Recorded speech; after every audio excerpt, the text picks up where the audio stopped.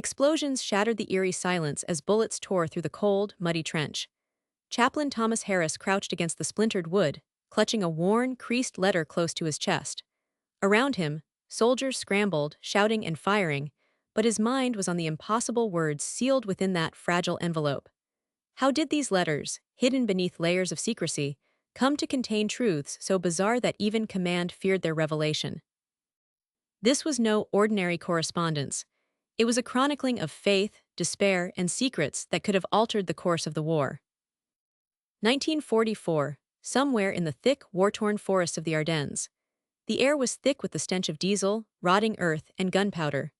The cold seeped into the bones of every man dug into the trenches. Silence fell between the sporadic bursts of gunfire, a haunting quiet where even the bravest feared to whisper. It was here that Chaplain Harris served not with a weapon, but with the intangible strength of spiritual support, an unseen lifeline for soldiers drowning in the chaos of battle.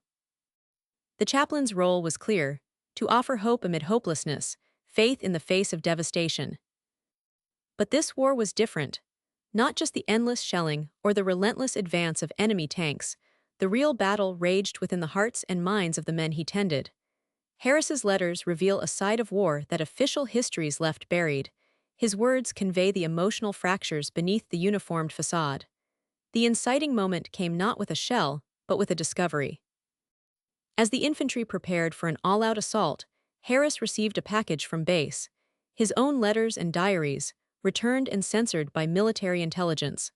What wasn't redacted hinted at secrets too sensitive for the public eye.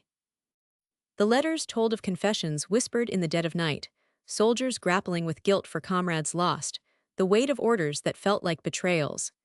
Harris documented not just prayers, but the psychological toll, the spiraling fear, the moments when faith faltered beneath the crushing weight of reality.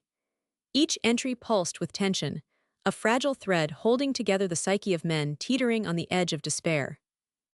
One letter spoke of a soldier praying for forgiveness after refusing to carry out a deadly order, fearing that obedience meant damnation.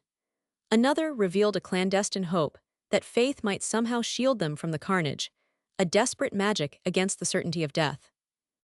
As the battle raged on, Chaplain Harris became more than a spiritual guide. He turned into a silent confessor of war's darkest truths. His messages, often written under the threat of artillery fire, were meant to bolster morale, but unveiled raw human emotions commanders preferred hidden. The letters hinted at psychological warfare on the front lines, how the unseen battle for the soul of each soldier was fought not with guns, but with doubt, fear, and faith. Tensions escalated when Harris's secret writings were discovered by certain officers who saw them as dangerous. The chaplain's nuanced portrayal of war's brutal psychological impact clashed with the military's need for unwavering morale and obedience. The letters were confiscated, some destroyed, while others were buried in classified archives, thought too controversial to reveal. It was a betrayal in its own right, wiping out a vital human story amid the mechanical reports of strategy and victory. The climax came during the bitter weeks of the Battle of the Bulge, where men faced not just enemy fire but freezing cold, starvation, and eroding hope. One letter, smuggled from the front, described a moment when Harris's prayer circle was ambushed. Amidst the chaos, a soldier clutched his letter, the one Harris had given him days before, and found a spark of courage. The chaplain's words, a blend of scripture and personal confession, held a strange power. This was the breaking point: not just survival against overwhelming odds, but the spiritual endurance that defined the human cost of war. The twist lies in the truth that Chaplain Harris's letters were not just spiritual communications, but intricately tied to morale intelligence. They offered insights into soldiers, fears and hopes that, if properly understood, might have changed tactical decisions.